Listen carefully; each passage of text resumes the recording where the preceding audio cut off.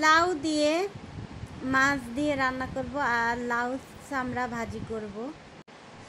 এখানে আমি একটা পাতিল বসিয়ে দিলাম রান্না করার জন্য। হে গাইজ, আসসালামু আলাইকুম। সবাই কেমন আছেন? আশা করি ভালো আছেন। আমরাও ভালো আছি আল্লাহর রহমতে। এখানে আমি চুলার উপরে একটা পাতিল বসিয়ে দিয়ে দিলাম কিছু পরিমাণ তেল, পেঁয়াজ, কাঁচামরিচ, টমেটো দিয়ে আর দিয়ে দিলাম একটু লবণ দিয়ে একটু ভাজা ভাজা করে নিলাম। আর এখন সামান্য পরিমাণ একটু পানি দিয়ে দিলাম, পরিমাণ মতো হলুদের গুঁড়া, মরিচের গুঁড়া, জিরের গুঁড়া, ধনিয়ার গুঁড়া দিয়ে দিলাম, দিয়ে একটু লাড়াচাড়া দিয়ে দিচ্ছি। এই যে দেখেন, এখন পানিগুলো কষানোর জন্য আমি ঢাকনা দিয়ে ডেকে দেব।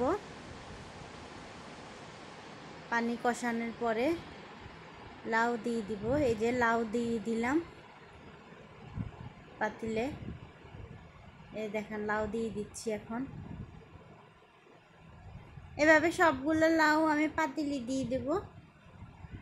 সবগুলো লাউ আমার পাতিলে দেওয়া শেষ। এখন কষানো হোক। এই যে আমার তরকারিটা কষানো হয়ে গেছে। এখন আমি একটু পরিমাণ পানি দিয়ে দিচ্ছি। পানি দিয়ে মাছগুলো দিয়ে দিচ্ছি। আমি জাক্কা মাছ দিয়ে আজকে লাউ রান্না করতেছি। এখন লাড়াচাড়া দিয়ে এখন ঢাকনা দিয়ে ডেকে দেব।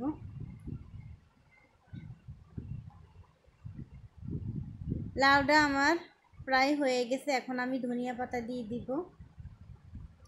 দিয়ে দিলাম ধনিয়া পাতা। লাউটা আমার হয়ে গেছে। এখন একটু লাড়াচাড়া দিয়ে দিব। দেখেন, আসলে আজকে আমার শরীরটা ভালো নাই, তাই আপনাদেরকে সব দেখালাম না, প্রায় মাঝখান দিয়ে একটু একটু করে দেখাচ্ছি। আজকে আমার রান্না করতে ভালো লাগে না। লাউ আর এই সাইডে আমার লাউটা রান্না করা শেষ। বসিয়ে দিলাম একটা কড়াই বসিয়ে দিলাম। টমেটো, পেঁয়াজ, কাঁচামরিচ দিয়ে দিলাম, সাথে হলুদের গুঁড়া, মরিচের গুঁড়া আর জিরার গুঁড়া দিয়ে একটু ভাজিটি লাড়া করলাম। ভাজিটা আমার হয়ে গেছে। এখন আমি ধনিয়া পাতা দিয়ে দিলাম, একটু লাড়াচাড়া দিয়ে দিব। এভাবে আপনারা রান্না করে খাবেন, আপনাদের ভালো লাগবে। দেখেন কি সুন্দর কালারটা আসছে, দেখেন। আর এই সাইডে পোষা কবুতরগুলা কি সুন্দর করে গোসল করতেছে, দেখেন। একজন একজনের ছাড়া বাঁচেই না, তাই দুজনেই একসাথে গোসল করতে আসলো, রাজা আর রানী।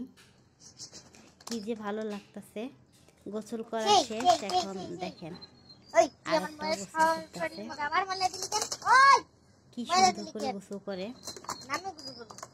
ওদেরকে দেখলে মনে হয় একদম প্রাণটা জুড়িয়ে যায়।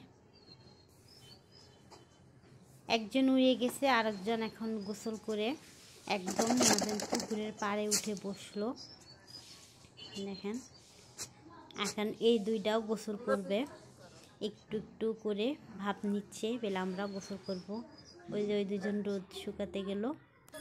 আর এই সাইডে এখন আমি একটা দেশি মুরগির ডিম বেজে নিচ্ছি। আমার আলবির জন্য নুডলস রান্না করব। এখন সন্ধ্যা হয়ে গেছে, তাই ভাবলাম আলবিকে একটু নুডলস রান্না করে দিই। আমার আলবি কিন্তু এক প্যাকেট নুডলস খেতে পারে না, আধা প্যাকেট করে দেওয়া লাগে। আধা প্যাকেট করে দিলে আমার আলবি খেতে পারে। তাই এখন ডিমটা একটু পেঁয়াজ দিই, একটু হলুদ দিয়ে ভেজে পরে আমি একটু পানি দিয়ে নুডলস দিয়ে দেব। আর আমার আলবি তো একটু জাল খায় না, তাই এত জাল দিই না, খালি একদম নুডলসের অল্প একটু মশলা দিয়া পরে রান্না করে দিই। এই যে পানি দিয়ে দিলাম, দেখেন। এখন আমি নুডলসগুলা দিয়ে দিব ডিমের মধ্যে।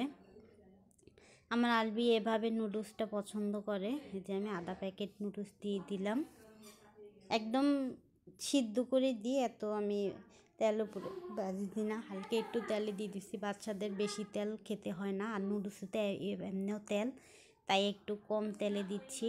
এর সামান্য পরিমাণ মশলা দিয়ে দিলাম, হালকা একটু লবণও দিয়ে দিচ্ছি। এভাবে আপনারা আপনাদের বাচ্চাদেরকে খাওয়াতে পারেন। অবশ্যই তারা খাবে, পছন্দ করবে। আমার আলবি যেহেতু পছন্দ করে, জানি না কার কার বাচ্চা পছন্দ করে, মাশাআল্লাহ করে। আমার আলবি আল্লাহ দিলে পছন্দ করে, তাই খাওয়াই। এই যে নুডলসটা আমি বলক এসে গেল, এখন আর একটু পানি শুকালে নামিয়ে নেব।